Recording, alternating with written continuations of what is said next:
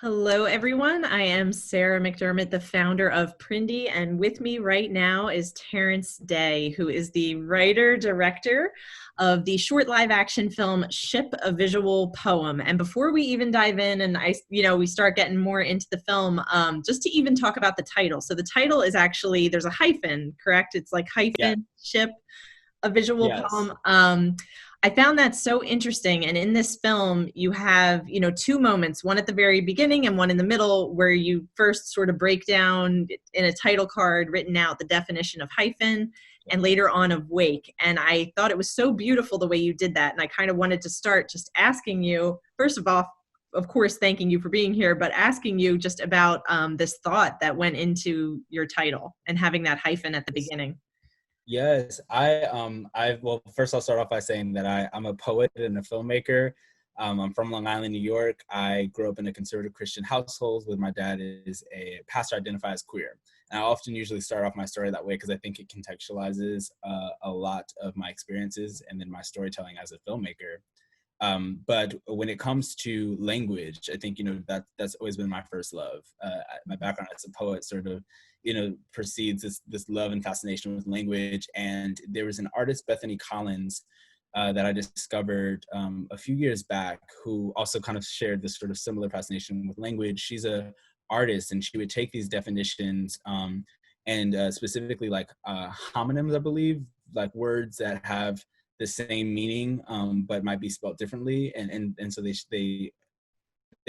spelled the same way, but they have different meanings. And then she would sort of her practice would be erasing those definitions to sort of leave these really beautiful juxtaposed sort of meanings. And I really loved that. There was something about that that really fascinated me about that, and that sort of stuck with me and was something that I was just thinking about as I was doing the research for this film and for this story. And I knew that there was something I wanted to get at about generations, about cyclical familial patterns that repeat, and the sort of devastation and trauma of that. And of course, when thinking about Black families, I was also thinking about the history, specifically of slavery and enslavement, that sometimes really informs that, unfortunately, but that how some of that history and trauma still lives on to this day. And so the word ship just sort of came to mind as I was thinking about cargo, as I was thinking about our bodies, as these sort of pools of meaning, Mm. and so what it's like to create new meaning, but also to have kind of to start off your life already just absorbed in all of these new translations and language and imagery about yourself and about your body that you just really can't control, and how that impacts ultimately your identity formation and how you move about the world. So the hyphen, kind of in front of the ship was something that I added because there was a sense of possibility to that. Mm.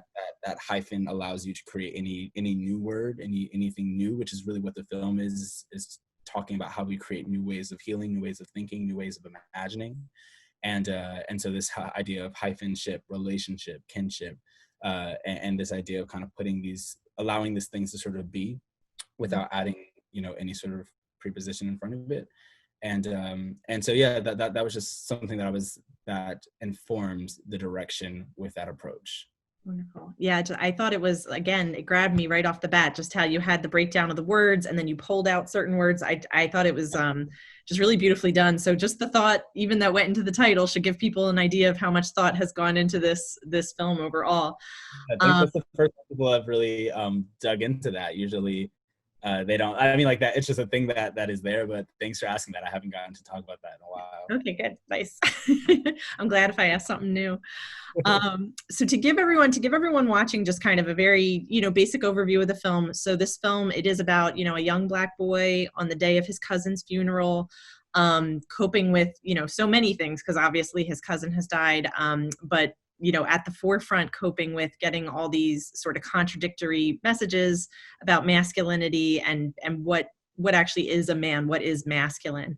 What is it for you that really drew you to that particular subject matter? And I know this is a theme when I've kind of looked you up online and seen sort of what you strive to do with your work. This is a theme that you really do try to delve into. So what is it Yeah. about this that, yeah, that So kind yeah, similar to what I mentioned earlier about my, having grown up in a conservative Christian household, identifying as queer, I think a lot of I think I experienced a lot of depression growing up that I didn't recognize as depression and wouldn't have called depression at the time. I just felt like there was something inherently wrong, that there was something broken in me that I couldn't fix, and that had so much to do with my sexuality. And I think that, as I mentioned, writing was in language was a way that I could express myself. But as I got older, those words became so much harder to come by and to make sense of.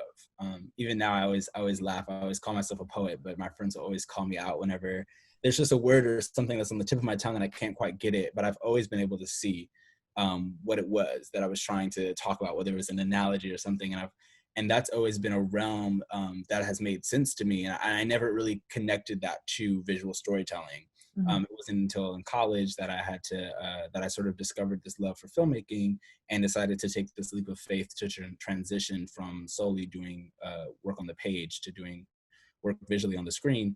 And so with that opportunity to sort of use these tools that, just were super out of my comfort zone, and to be challenged to be sort of in the forefront now as a director, having to make decisions, it became imperative about like, what is it that I want to say? How do I want to use all of these tools, all of these people's participation and help? And ultimately I knew that I wanted to speak to the very things that I felt like I didn't have a language for growing up, and that I felt like impacted my life the most, which happened to be, what if I had more constructive conversations around masculinity, around gender, around sexuality, around mental health? Would I have made some of the same mistakes? Would I have gone through some of the same, seasons of just like pain and trauma and even, thoughts of suicide? Would those have been the same had I been able to engage differently?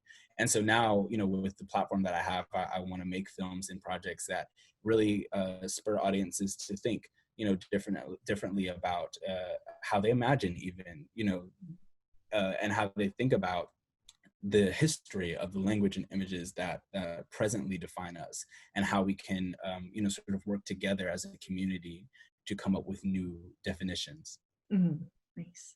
Now, were these themes that, prior to kind of moving into filmmaking, when you still were doing mostly poetry, has it always sort of been these themes for you, or is it something that you kind of grew into as you went?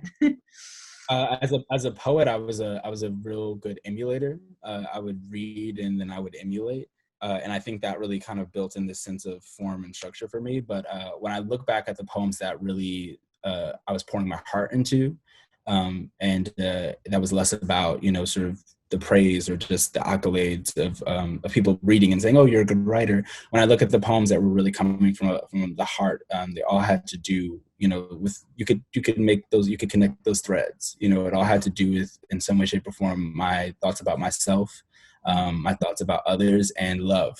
It really kind of all came down to the love for me, and the love that I didn't feel like I was deserving of, and the love that I didn't think I could receive or even kind of dispel, like to give out. And so I would say, this has all kind of been the running theme of my work.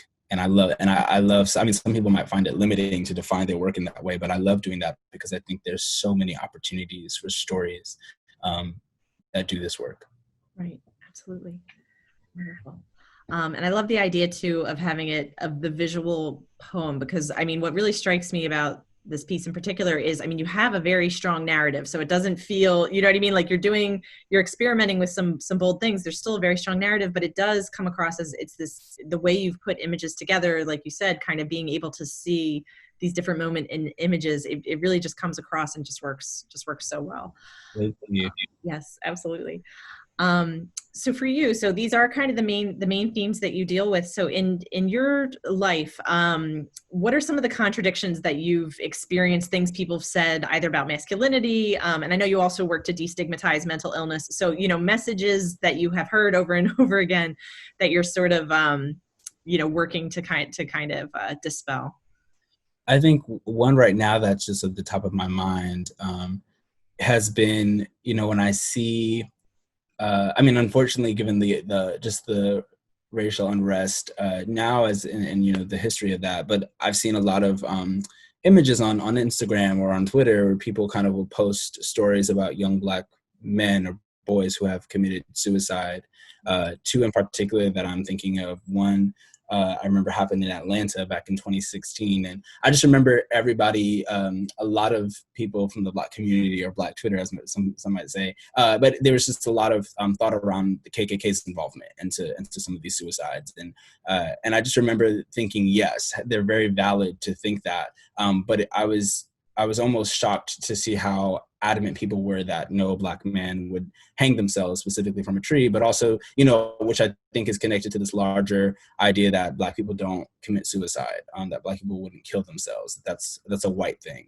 And I think that, again, that has its own connections back to a history of language around Black bodies that has been, kind of steeped in pseudoscience, that we feel differently, we have thicker skin, we can, work harder for longer. And so anyway, with these two-part stories in particular, when the police did the thorough investigation and it was found that the KKK weren't involved, but that these people or these men committed suicide, at least in one case due to their sexuality, the lack of adamant support or even just kind of like outcry. When the KKK was involved, there was a lot of justice and we want this narrative to change. But when it was a suicide, it was just very quiet. It was very silent. And I think that really broke my heart a little bit, that we weren't just as outraged at at the position of a Black man, of one of our own, having to take their own life because they didn't feel like they had anywhere else to go or anyone to speak to. So that's one area, that was always a contradiction to me, this idea of specifically one's Blackness to one's sexuality and even to one's, sort of mental health, right? And I think some other things contradictions that I've just experienced growing up is this sense of, we teach young Black boys from a very young age to that they are desirable when they meet these certain standards, when they act this way.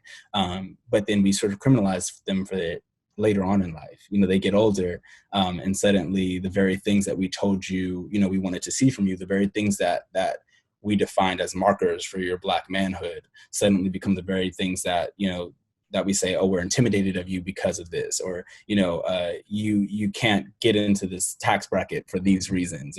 And then also, again, we're sending you to jail because you've been in this, kind of group of friends or this group of social group.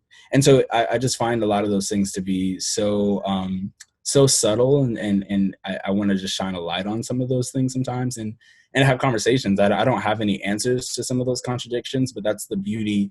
I think part of the reason why I'm in love with language so much, and specifically the ways that language is so fallible. It doesn't make sense. When you look at it, we have so many words that mean so many different things, or could mean so many different things. And I think in a similar way, our sexuality, the way that we think about ourselves, like, I think there's room for more fluid imagining and defining, and that's really what I wanted this film to be a call for more of.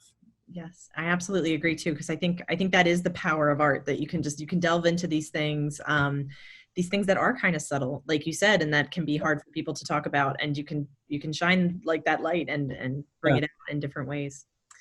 So one other thing that kind of came up for me as a theme in this, so an additional theme, is sort of this idea of knowing your kids. So that kind of gets said a couple of times in the film. And I think the first time I watched it, it kind of went past me. And then the second time I was like, like, you touch on that a couple times too. And of course it winds up being a sort of ironic statement. And I wanted to ask about that a little bit as well, just, including that line a couple times and the importance of that. Yes, I think it comes from me, this whole idea of the expectations that I think we place on our children. As adults or as just freely thinking people, it's like we always, we're always talking about what our kids are going to be and what they're going to look like and how they're going to act or respond to the world. But the fact of the matter is that they're their own people.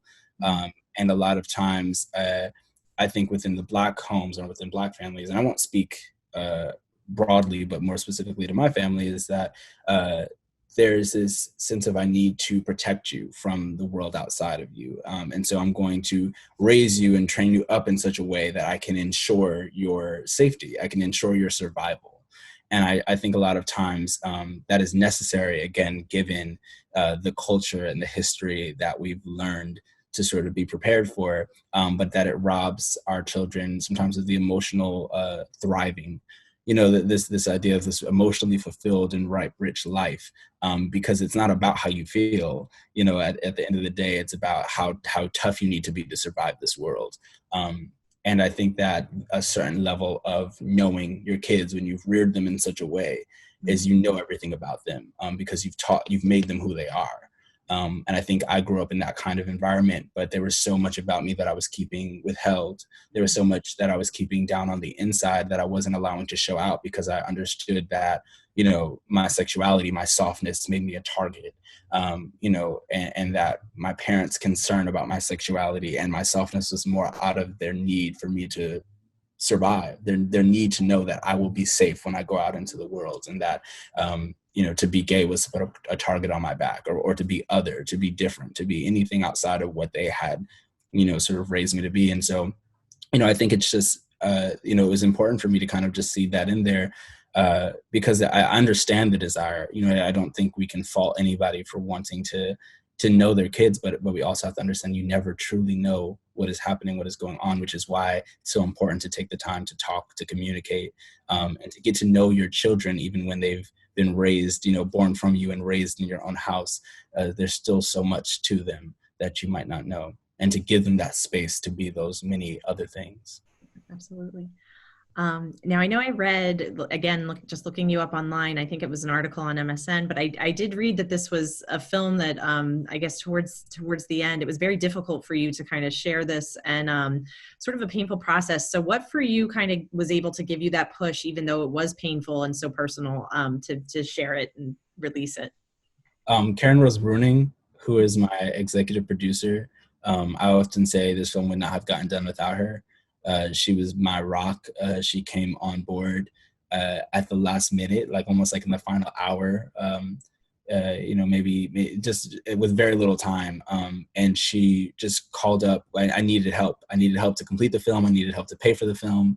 And we had a rich history of me kind of working for her as an intern. And this is sort of the first time that she was stepping into this sort of position as an executive producer and a producer for a project of mine. I've usually sort of been assisting her in a sort of PA capacity. So it was just a blessing to see her kind of come on and sort of both humble herself to take my direction, but also be a mentor for me in my time of need. And every day I would come back from shooting, sometimes just defeated, and she would always remind me, don't let anybody tell you and convince you that you don't know how to make this film.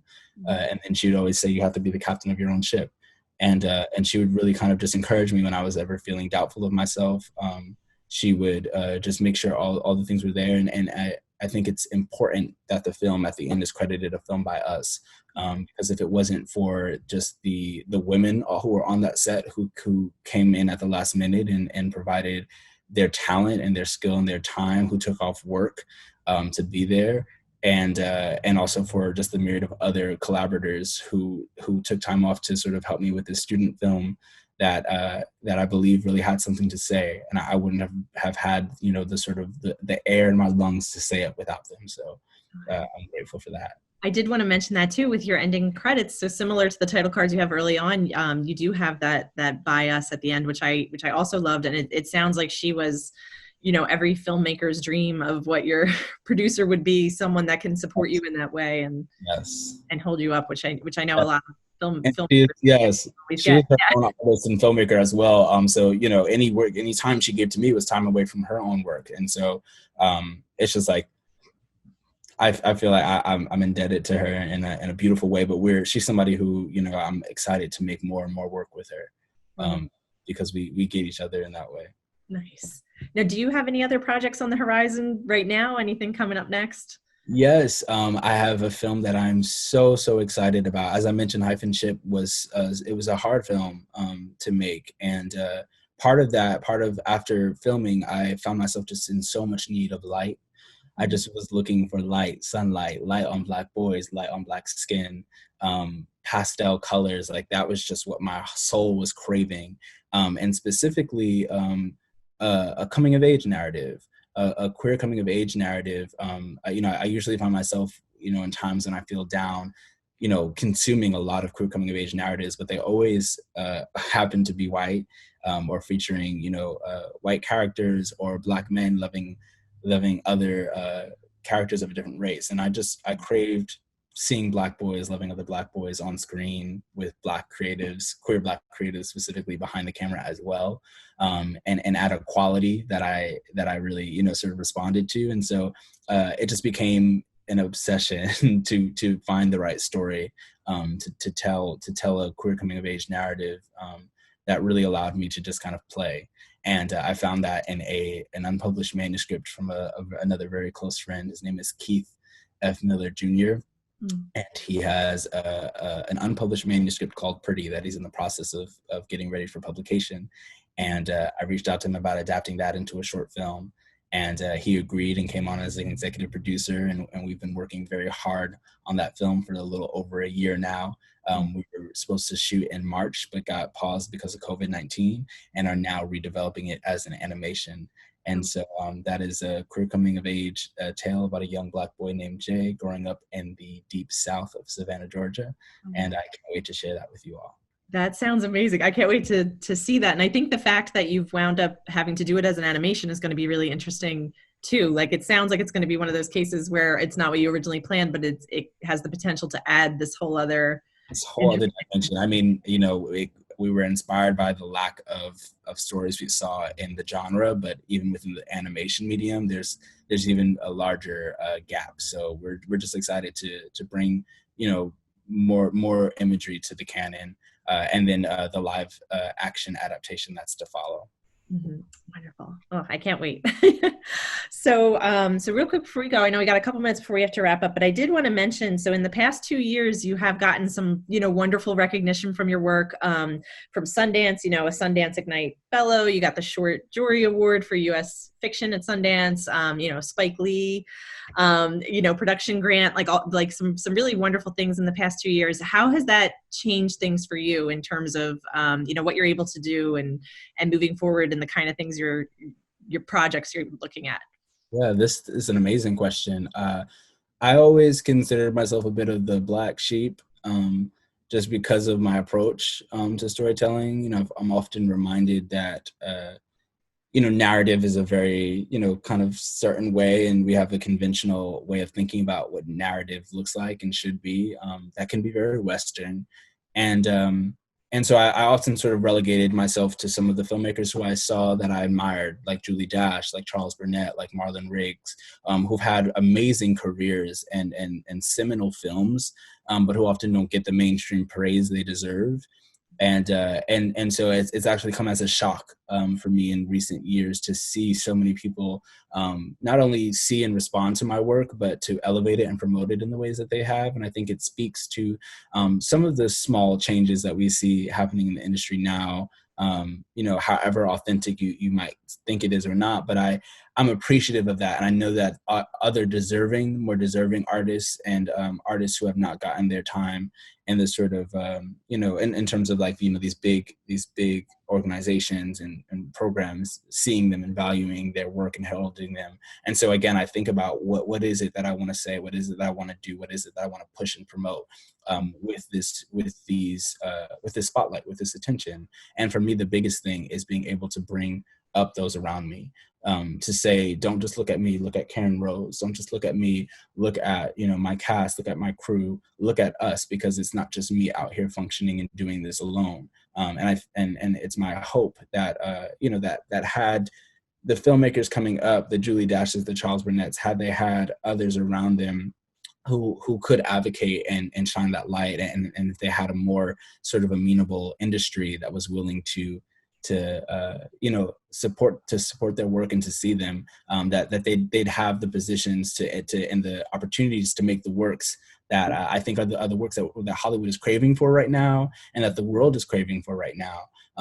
We need these stories, and they don't just come from one singular person, from one singular mind. So I think the biggest change for me has, as I said, having to make that adjustment, and my hope with having to make that adjustment is to also bring those with me who have helped me get this far. Wonderful. Wonderful. Well, I mean, I can't wait to see what you do next. Again, I loved this film. So to remind everybody, you know, listening, ship a visual poems and a fictional selection of PRINDIE 2020. and don't miss it. It's really just, it's beautifully done. And like I said before, I think it has a strong narrative while at the same time being very like, unique with some experimental elements. It's a very unique piece and just a beautifully done piece. So I hope as many people see this as possibly. Actually pronounced hyphen ship, a visual poem. Hyphen. So let me Yes. say hyphen ship visual poem. Yes. So I won't forget the hyphen. Yes. This has been really incredible. Thank you so much for these thoughtful questions. Like I said, it's really cool to get back and think about some of those things. I usually get asked similar questions, so I appreciate the thorough and thoughtful work behind this Q&A. Oh, thank you. Well, thank you so much. It's been just a pleasure to speak with you. So thank you so much, Terrance, Daye. Thank you so much again for giving us the time. Thanks. Bye-bye.